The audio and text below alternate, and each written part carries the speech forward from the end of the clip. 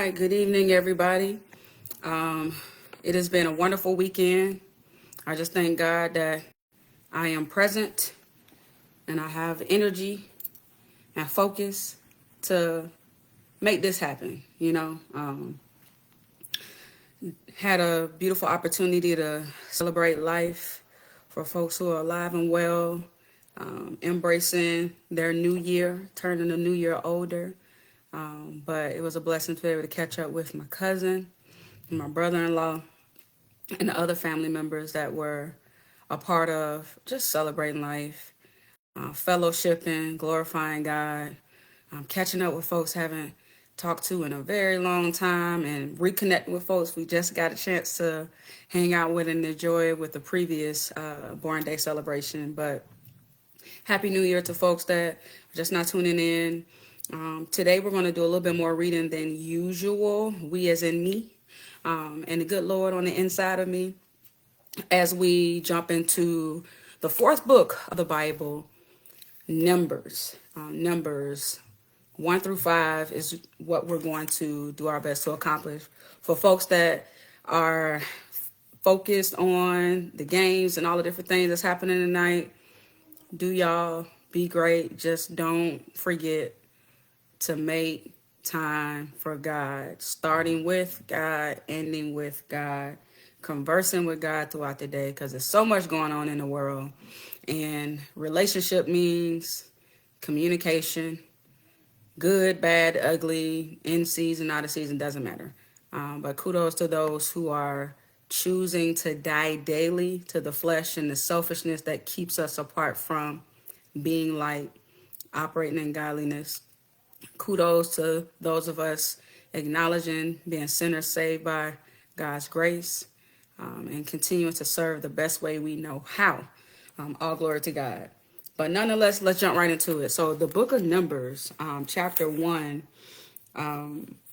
for folks who haven't kind of read or understood Numbers as a whole, it is essentially the first census, when you think about counting who was who based on tribes. And we also learn about some differences between the 12 tribes, which represents the 12 sons of Jacob, or Jacob.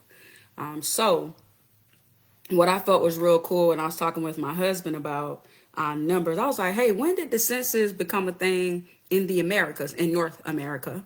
Because we have Central and South America friends. But he was like, I think 1790. And I just smiled because I was like, you know what? There's really nothing new under the sun.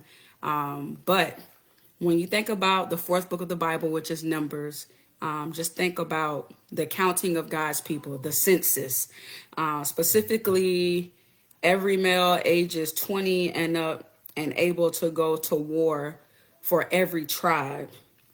That's what we see in Numbers 1. So what I'll do is jump right into Numbers 1 and 1 through 4, which stood out. And then we're going to jump to verses 16 through 18 of Numbers 1. So what I did say as my takeaway before I get into the reading was I was impressed with the fact that the people, despite being subjugated to enslavement for 430 years, I was impressed that they were still able to hold on to who was who. Like, to me, that is a perfect example of the power of storytelling, holding fast to who you are, and just God's unchanging hand. Despite all of that, they still understood who they were, whose they were, where they people in them was, and where they came from. So I thought that was pretty amazing, given the fast forward in today's time where some people struggle with the historical lineage and identity as a result of oppression or genocide or having to flee into a safer space and losing that sense of culture and customs, unless, again, orators, people told the stories. So let's jump right into Numbers 1 and 1, which reads, Now the Lord spoke to Moses in the wilderness of Sinai in the tabernacle of meeting on the first day of the second month in the second year after they had come out of the land of Egypt, saying, verse 2, Take a census of all the congregation of the children of Israel by their families, by their fathers' houses, according to the number of names, every male individually. Verse 3, from 20 years old and above, all who are able to go to war in Israel. You and Aaron shall number them by their name, by their armies. Verse 4. And with you there shall be a man from every tribe, each one the head of his father's house. So that's 1 through 4. And what we'll also recognize is God said on many of occasions that folks were going to come in and take a land that was already occupied, right? So it makes sense to me why he's saying, let's see who we got to go in and do what it is I promised you, which is go take that land, the promised land of Canaan. Forget the Hittites, the Amorites, the Perizzites, the Canaanites. Don't worry about them. It's your land to have in a whole. However, it was taken by force, and we'll learn that further on. But that's Numbers 1 through 4. And then we're going to jump straight to 16 through 18 of the same chapter. So chapter 1, starting at 16. These were chosen from the congregation, leaders of their fathers' tribes, heads of the divisions in Israel. Verse 17. Then Moses and Aaron took these men who had been mentioned by name, 18, and they assembled all the congregation together on the first day of the second month, and they recited their ancestry by families, by their fathers' houses, according to the number of names, from 20 years old and above, each one individually. So that's 16 through 18. That just stood out to me again. The power of knowing your history, knowing your people. I remember when I was younger and we would go to family reunions. There was one reunion in particular, my dad's reunion, the Jackson reunion, where I was just in awe of something very similar to this taking place. So y'all know how reunions are. We all get together, have a good time. And some of us know more about who's in the space than others, right? So what I loved was after kind of mingling, eating, playing a few games, having a good time before folks kind of broke out to do their own thing. Because y'all know nowadays reunions is a mix of folks wanting to enjoy vacation time. So they're not necessarily with the family the whole entire time. But what they did was get the oldest of the branch, like the branches of the family, right? Starting from Tom Jackson and wife and then all his children, right? So whoever were the oldest, they got up front and then they communicated, I am the son of, right? And these are my children and we represent the branch of. So no matter if you was married again, remarried, if you was a woman who took on a different name other than Jackson, those elders got up, and then when they did that, they had all the babies, right?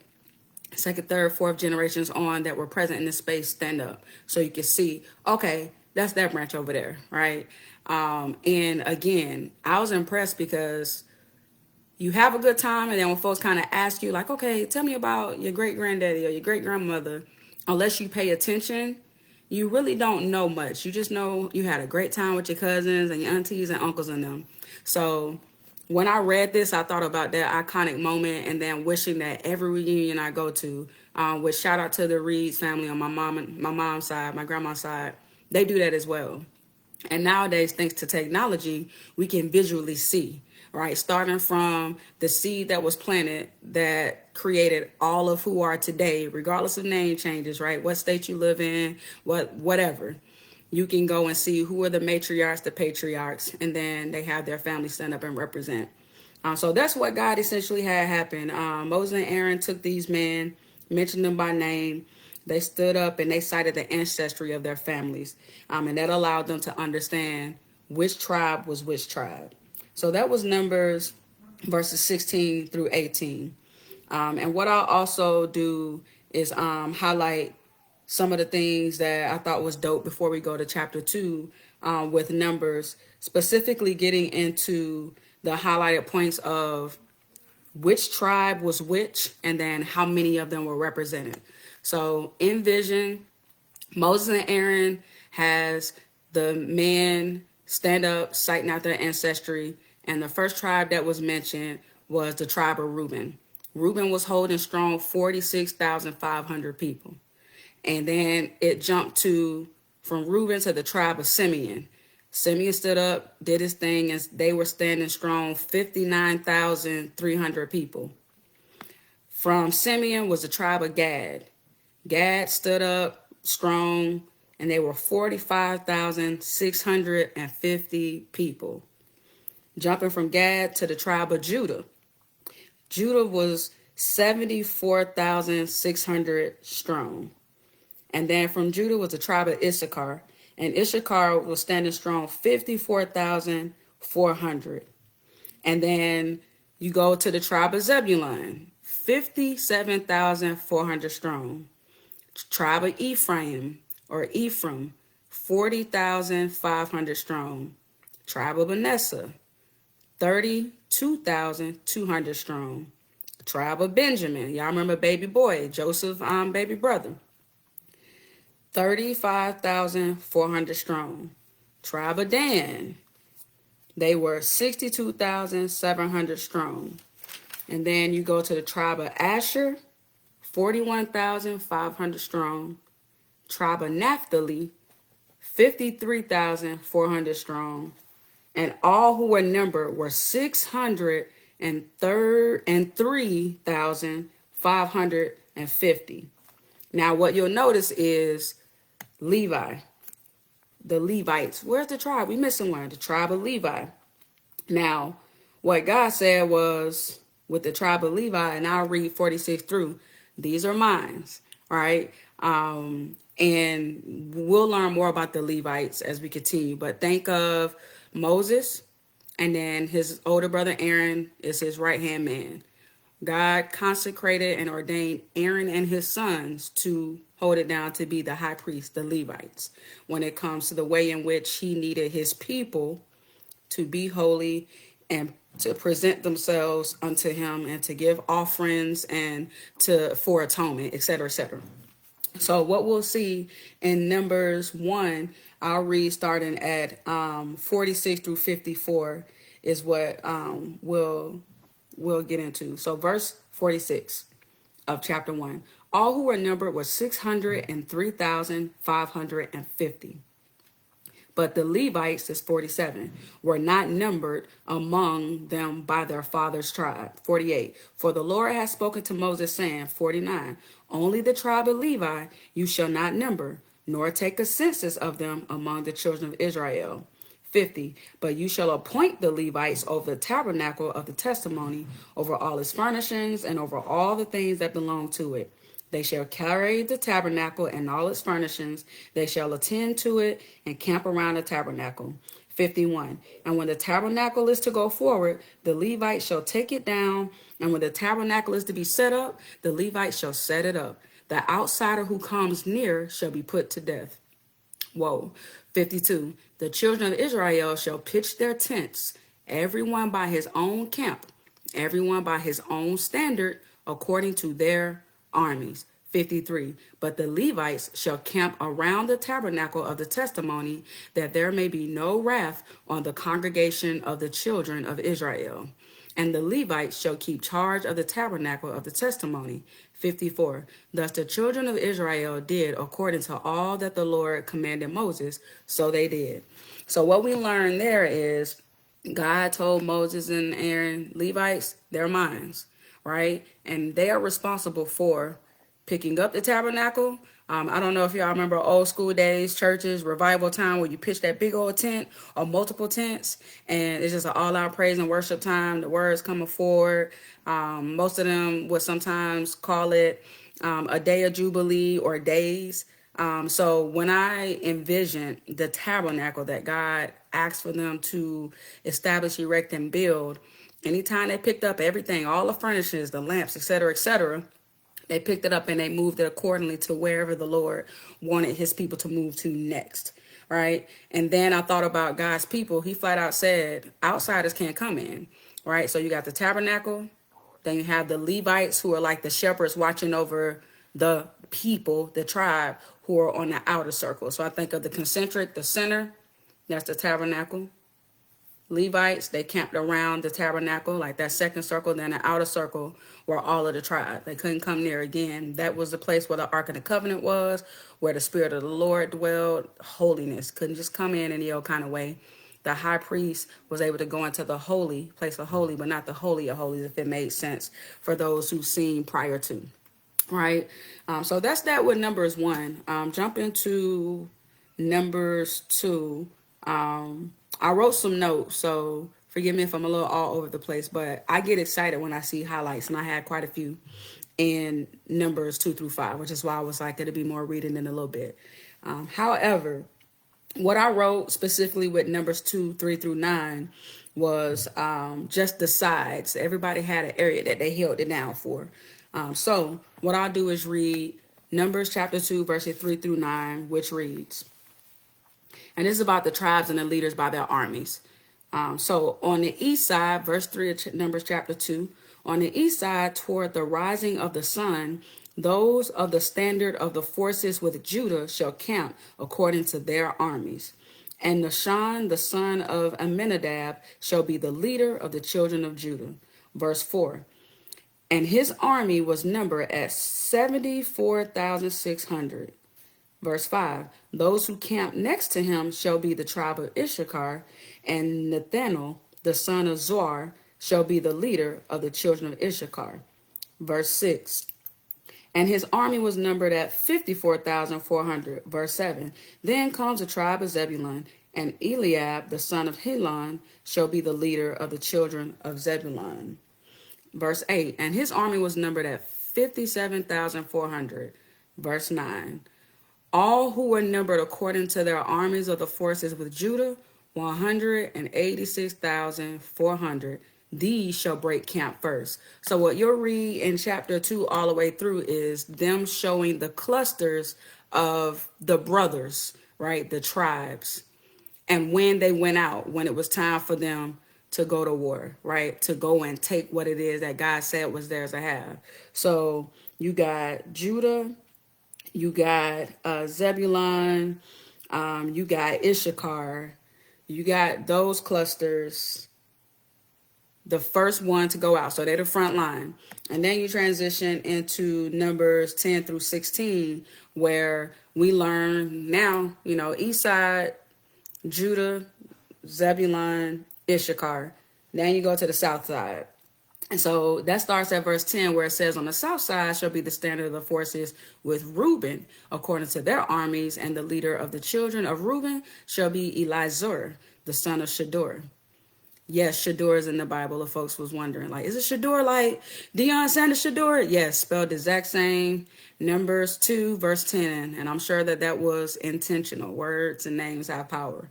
Verse 11 of chapter 2, Numbers. And his army was numbered at 46,500.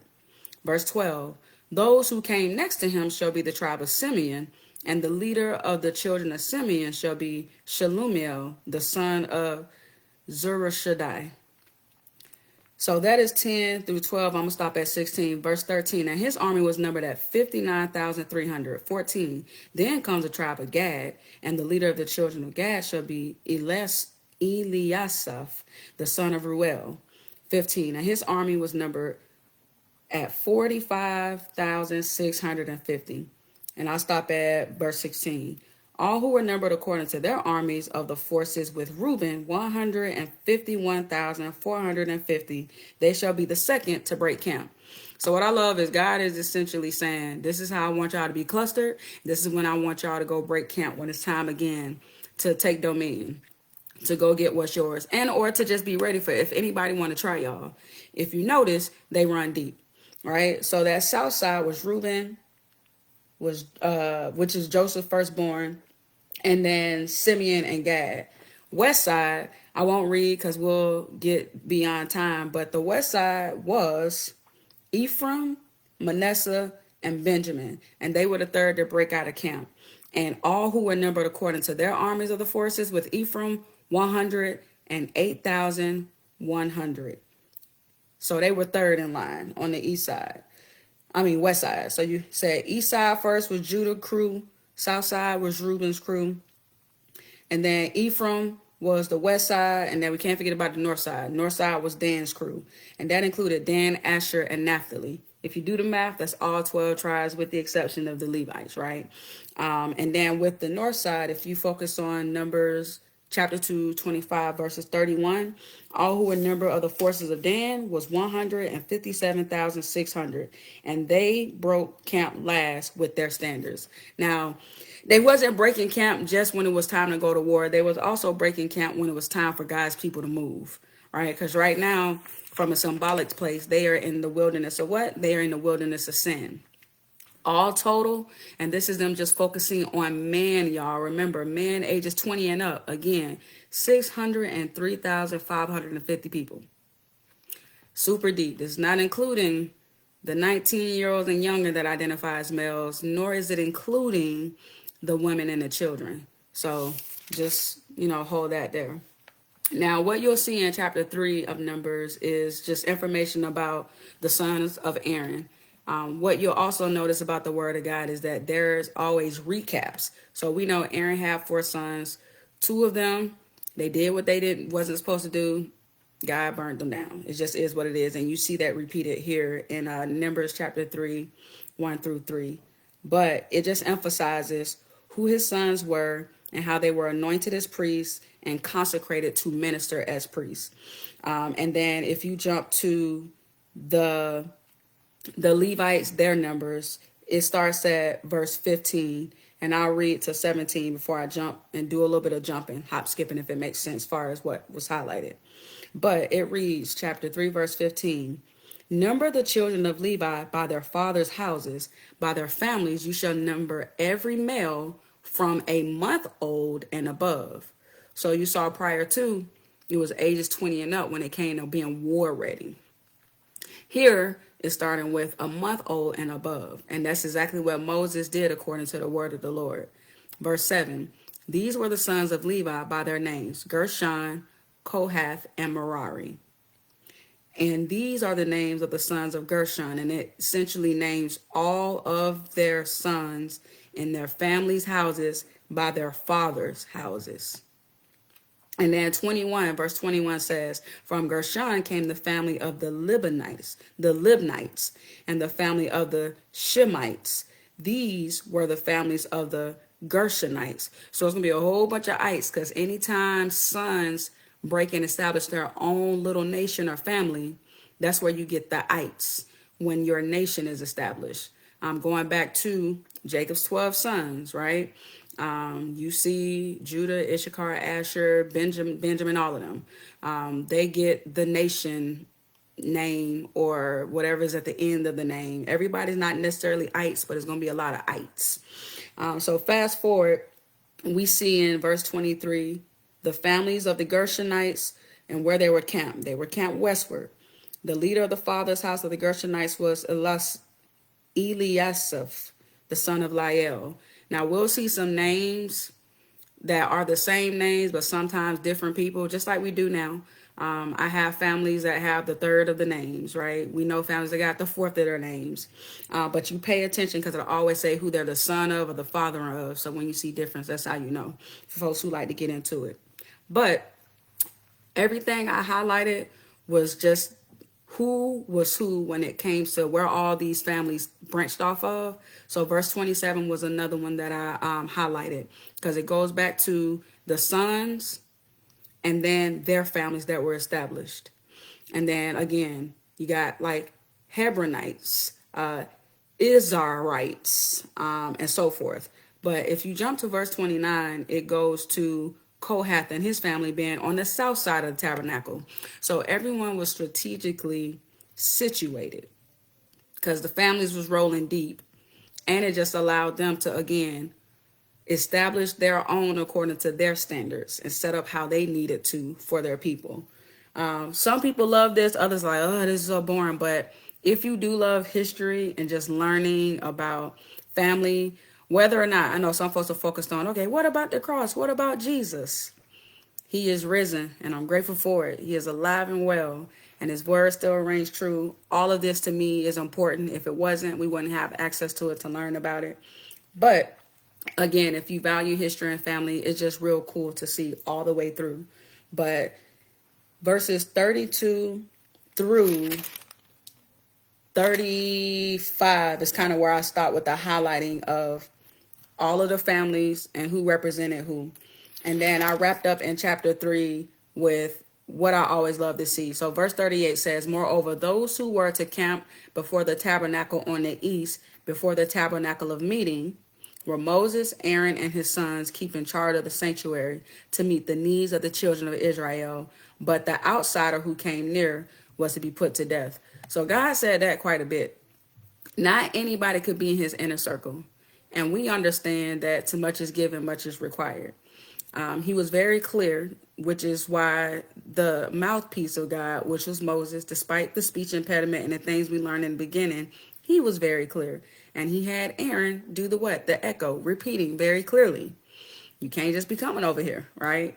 But everyone was strategically situated according to God's purpose and plan. And then verse 39, it says, all who were numbered of the Levites, whom Moses and Aaron numbered at the commandment of the Lord by their families, all the males from a month old and above were 22,000. So even the Levites were growing healthy and well in continual service unto the Most High God. Now, when you go to chapter 4, you'll notice it starts to get into the duties when it comes to continuing to take the numbers of the sons and their houses according to the sons by their families according to their father's houses is what we'll see a lot. So you'll also see nuances. But what I highlighted specifically in 4 was what they had to wear. For whatever reason, it stood out to me. But what I saw was badger skins. So whatever region or area they was in, badgers were running it because they were literally getting the skins of badgers to create the clothes. And they also had the dyes of kinds, specifically blue and scarlet. So rich colors that represented what it needed to for the sons of Kohath. And that's what you'll see in chapter 4. His people wore badger skins that were scarlet and blue. All right. But you'll see that in verse 6 and verse 8. And then we learn about who was appointed and what they was appointed for. But again, the sons of Kohath, his people, scarlet, blue, purple cloth were utilized when it came to doing what needed to be done inside of the sanctuary, adorning the sanctuary, and the things that were present from the poles to erect the tents onward, as well as just, again, when you think about flags or any way to delineate who's who, that's how we knew based on what it is that the sons of Kohath were expected to do according to God regarding his tabernacle in that camp. So again, if you want to get into all of that, that's verse 6, that's verse 8, that's verse 13. Now, what I will read is 16 and 18 before we continue to move. But verse 16 says of chapter 4, the appointed duty of Eleazar, the son of Aaron, the priest, is the oil for the light, the sweet incense, the daily grain offering, the anointing oil, the oversight of all the tabernacle, of all that is in it, with the sanctuary and its furnishing. Then the Lord spoke to Moses and Aaron, saying, verse 18, do not cut off the tribe of the families of the Kohathites from among the Levites. So the sons of Kohath worked closely doing very similar things to the Levites, but they were not the same. But God was specific in saying, you will not cut them off, right? They come from the Levites when you start looking at whose father into whose sons and so forth. But that was a cool thing that stuck out to me. Moving along is really wrapping up at chapter 5. It talks about unclean persons, how they have to be isolated, very similar to what we've seen prior to. But what I'll do is read verse 3 because that stood out to me. But this is again the Lord speaking to Moses, saying what needed to be commanded or understood by the children of Israel. And it goes back to leprous people. So The Lord said, command the children of Israel that they put out of the camp every leper, everyone who has a discharge, and whoever becomes defiled by a corpse. So you couldn't touch dead. It wasn't, if you touch somebody dead or something that came from an unclean person, you had to be isolated for a period of time because God was a holy God, right? There were a lot of steps. When I think of like religion methods that needed to be done to remain in right standing and to make sure that you did not defile what God identified as holiness. All right. So verse 3 says, you shall put out both male and female. So he didn't care. You shall put them outside the camp that they may not defile their camps in the midst of which I dwell.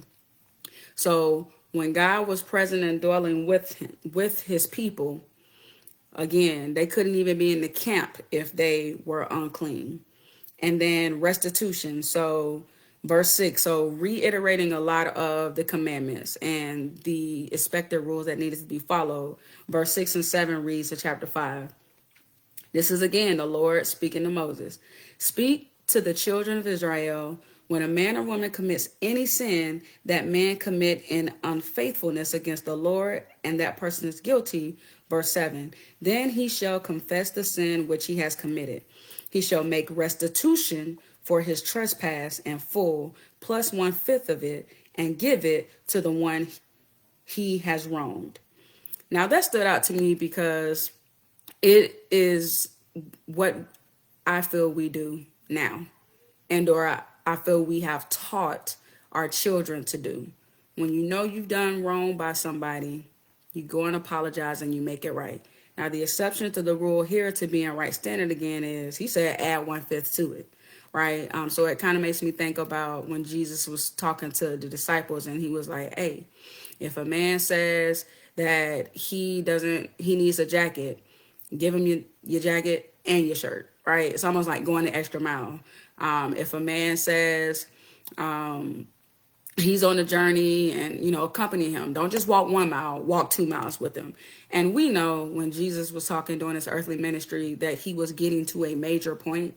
But that's what resonated with me when I read chapter 5 of Numbers, verses 6 through 7.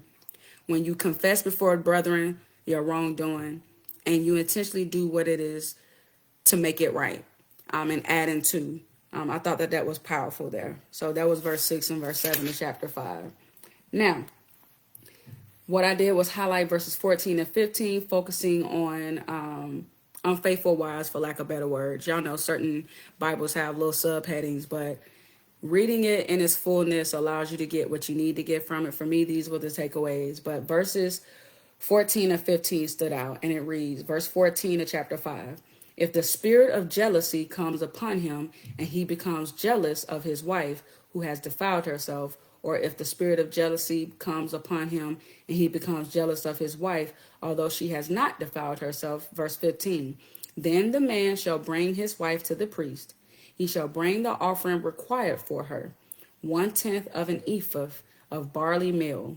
He shall pour no oil on it and put no frankincense on it, because it is a grain offering of jealousy, an offering for remembering, for bringing iniquity to remembrance. Now that stood out to me because, one, I thought about the importance of a husband being his wife's covering. What God said was, when she messed up, you, her covering, go on her behalf. And you go before the priest, right? God's chosen individual, he's consecrated. And you make that thing right on her behalf, right? And if you are struggling because of these things, all the more reason, right? If you read 14 and 15, for you to go on her behalf and yours to make it right. And then how they did it, of course, in cultural time frame. Now, we don't get it, right? Because we have a different customary way of paying for something, right? Even when I think about modern day tithes, they're not, I think they might look crazy if we roll up in there with some grain, a goat, a turtle dove. Now, we still have access to these things, right? But it's money now, right?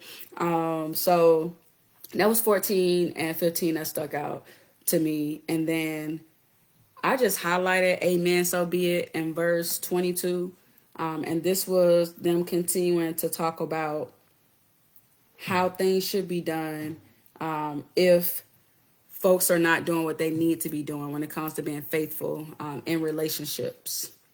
But that is what the woman shall say. Amen. So be it.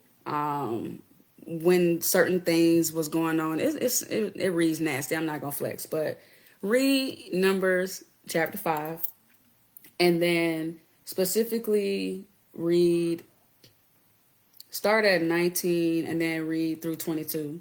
But there's reasons for these things that I highlighted. And if I circle back, I'll kind of dive a little bit deeper before we go to the next one.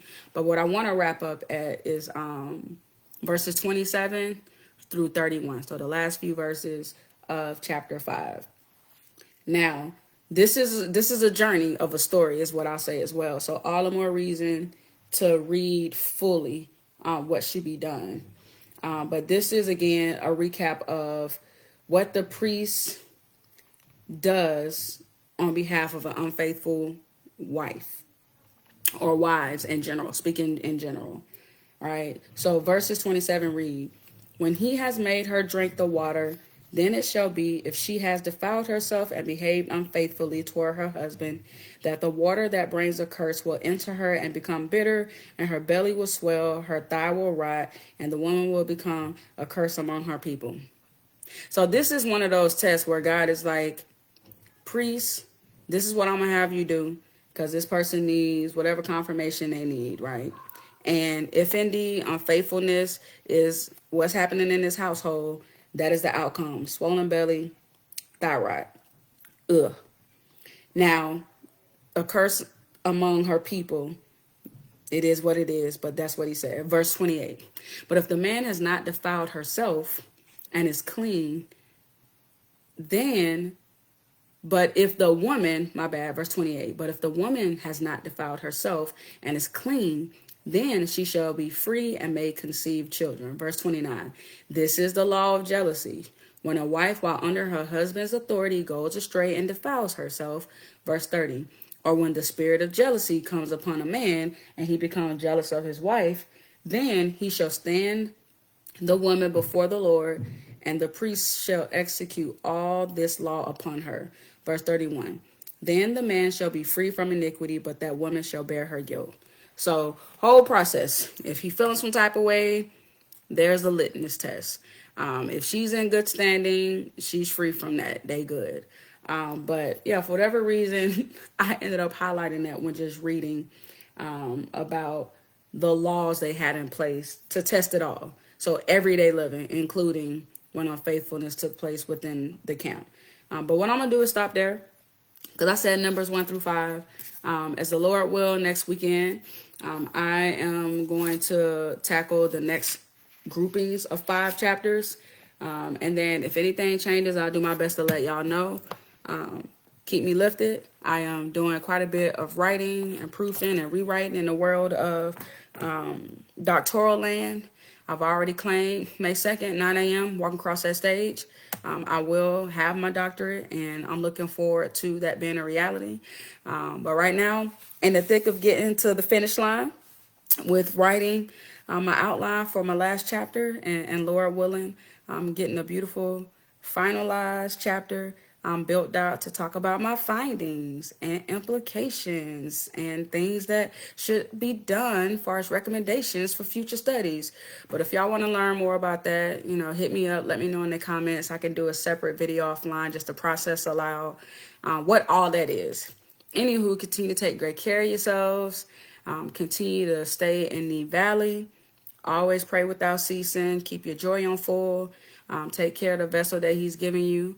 And I pray that everyone has a wonderful week up ahead. Take care.